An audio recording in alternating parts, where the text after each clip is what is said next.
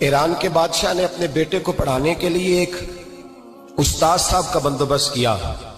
उस्ताद साहब को कहा कि मेरे बच्चे को दीन पढ़ाइए, मैं चाहता हूं कल इसने इनाने हुकूमत को संभालना है तो ये दीन से आगाह हो जाए, इसको कुछ सिखाइए, पढ़ाइए। बहुत नेक बुजुर्ग बड़े दरवेश आलिम पढ़ाने लगे, असबाक मुकम्मल हो गए, दीन के असबाक कुरान मजीद पढ़ाया, अहादीस तय्यबा का दर्स दिया, उसूल फिक़ह से रूशनास कराया।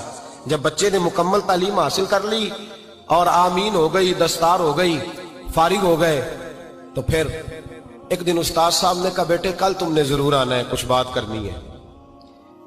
शहजादा गया मिलने उस्ताद साहब से। उस्ताद साहब ने कुंडी लगा ली, हाथ में दुर्रा पकड़ लिया, मार मार के पूरे वजूद को जख्मी कर दिया। कोई गलती नहीं, कोई बात नहीं, मारा। अब बच्चा आया आके बादशाह सलामत से कहा कि अब्बा जी समझ नहीं आई, बड़ा मारा है उस्ताद। तो सियाने थे ना बादशाह, यहां तो कारी साहब रोज कटहरे में खड़े होते हैं, मौलवी साहब आपने मेरे बच्चे को क्यों मारा है?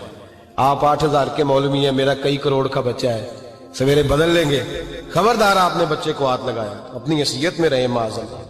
जो कौमें उस्तादों को कटहरों में खड़ा करती हैं वो तरक्की नहीं कर पाती। जो उस्तादों को कटहरों में रोज खड़ा करते हैं। कहा अब्बा जी बड़ा मारा है, तो वालिद बड़े समझदार थे, कहने लगे बेटा उस्ताद बाप होता है, वो ज्यादती नहीं करता, कोई बात होगी, मैं तेरे उस्ताद को कटहरे में नहीं बुलाऊंगा। अम्मा से बात की, अम्मा कहने लगी बेटा मैं तेरे बाप से कैसे बात करूं, डर आता। वक्त गुजर गया, 22 साल बीत गए, 22 साल गुजर गए, बादशाह का इंतकाल हुआ, शहजादा तख्त पे बैठा। पहला हुक्म ये दिया कि मेरे उस्ताद को बुलाओ, पहला हुक्म। उस्ताद जी बूढ़े हो गए थे, छड़ी के ऊपर टेक लगा के आए और भवें सफेद होके झुक गई थी। यूं आंख खोल के बड़ी मुश्किल से देखा, कहने लगे शहजादे हुक्म हो। कब मैं शहजादा नहीं, अब मैं बादशाह बन गया हूं। उस्ताद जी 22 साल बीत गए, आपने मारा था, पर वो दर्द चूंकि ज्यादती की थी, मेरा कसूर कोई नहीं था, तो ना मेरी रूह से दर्द गया है ना मेरे जिस्म से गया है, मैं बेख्तियार था, पूछ नहीं सकता था, आज बाइख्तियार हुआ हूं। सबसे पहले पहला हुक्म आपको दिया, बुलाया है, बताए क्यों मारा था, क्यों मुझे मारा था, मेरी ज्यादती बताए।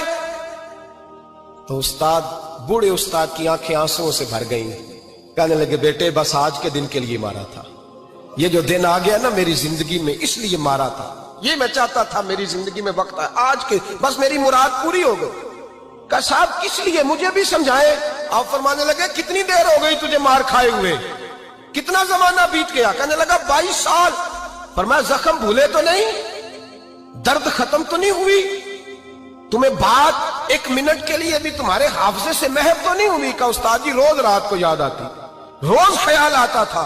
उस्ताद कहने लगे भाई तू बेख्तियार था, पूछ नहीं सका, 22 साल तुझे याद रहा, मुझे पता था तू एक दिन हुक्मरान बनेगा, मैंने तुझे इसलिए मारा था कि बेटे याद रखना, किसी पे जुल्म न करना।